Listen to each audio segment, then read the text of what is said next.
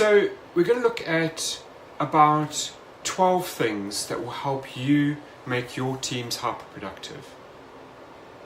Firstly, don't micromanage your team. Now this may be a cliche, you may have heard it before, but what does it really mean? If you're looking after that technology function, whether you're a CTO, a CEO, a founder, or even just a tech lead, what is it that really motivates your people? And why are you actually needing to micromanage? The question to you is, you've put the trust in those people. You have hired those people. And for that simple reason, you need to put the trust in those people. And you need to look at ways where you're not micromanaging the team. You as a leader are a servant leader. What do we mean by that? We mean that when you're managing that team, it is up to you to create the best environment for that team to flourish. For you to be a servant to your team means that if, for example, somebody's having a bad day, you need to kind of look at how can you improve that person's day. Maybe it's just getting them a cup of tea. Maybe it's something more important, like making sure they take time off. So whatever it is that you need to do, you need to make sure that you're a good leader and that your team can follow you. Number 2, get your team to deliver their work in small chunks. What do we mean by that? We mean that when your technology function is delivering stuff, either to your internal customers or your internal employees or your customers, the most important thing is your customer doesn't want to get overwhelmed. So they don't want to see everything in one go. They want to get a small piece of work from you that they can then provide feedback to you on. And this is far better because you get fast feedback instantly on a small piece of work. Number 3, the goal of working in your technology function is to actually produce something at the end of the day, whether that's a product like a new piece of software or whether you're producing some physical item. So producing a piece of software or producing a physical item, either way, it doesn't matter. Your goal is to be successful, is not only to deliver that, but make sure that that thing that your team has delivered will actually be used, that there's actually an end result, that there's actually an outcome, and that the value can be achieved from that.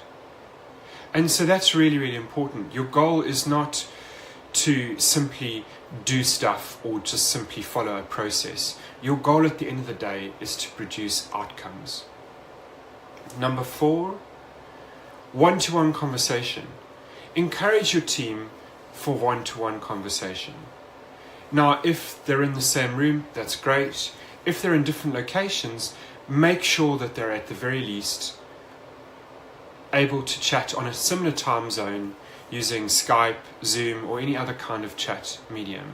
Where possible, try and activate video as opposed to just a Slack channel or something like that. This personal connection will allow your team to instantaneously work, create a personal bond, and increase productivity. Number 5, focus on intensity, not overtime. What do we mean by that? Is your team will be much happier if they can work more intensely during a shorter hour of the day. A great example of this is if you repeatedly make your team work overtime, the result of that is that it compounds and every day becomes longer and longer. This is not a place you want to take your team. You don't want to overextend them, and you want to make sure that the quality of your projects and your work isn't jeopardized by overtime.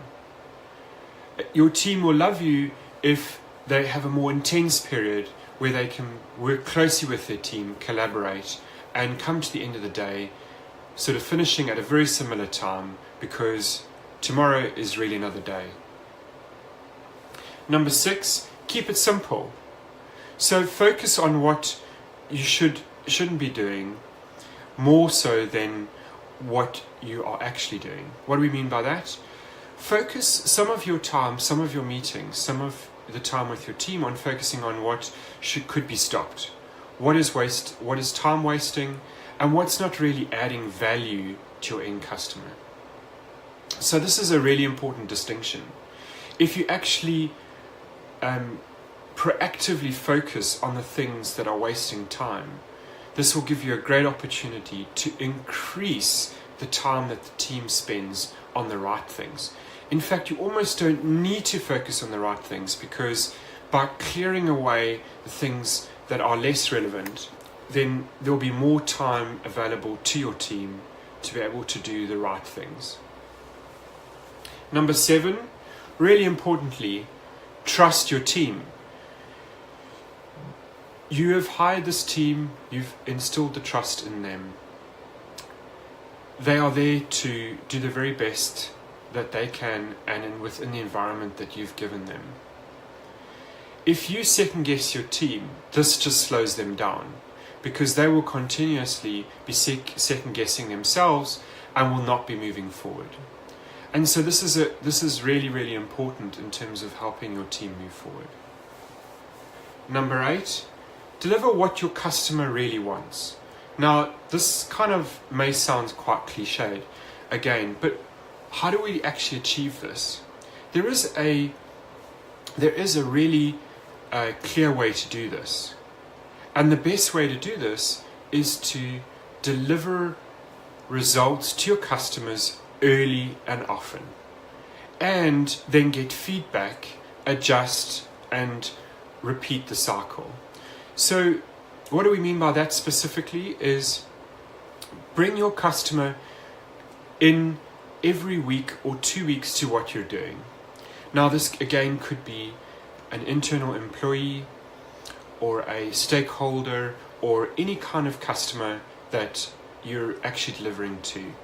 Most importantly, make sure that they get a chance to see what you're doing often. Don't go into a black hole where you bring out what you're delivering, a month or 2 months later. Be bold, show your customer what you're doing, and get feedback, and then adjust, and then update, and then take it back to your customer. You'll find this will continuously improve what you're doing. Number 10, be open to change. So what do we mean by that? We mean be open to change in the sense that when a customer says something that they want, consider how you can provide that to your customer. Most importantly, be open to change. There's no point in continuing the direction that you're taking if, for example, your customer doesn't need it, or that you have a chance to kind of be spending your time on the right things for your customers. Number 11, increase the closeness to your customer. What do we mean by that? Make sure that you keep your customer really, really close to what you're doing. Make sure they're able to participate in the team. Make sure they're able to participate in providing the requirements that you need to deliver. This will create a feedback loop and will also make sure that the customer is part of the story of what you're trying to do. And then finally, continuously improve. Don't blindly follow a process. Ask a question.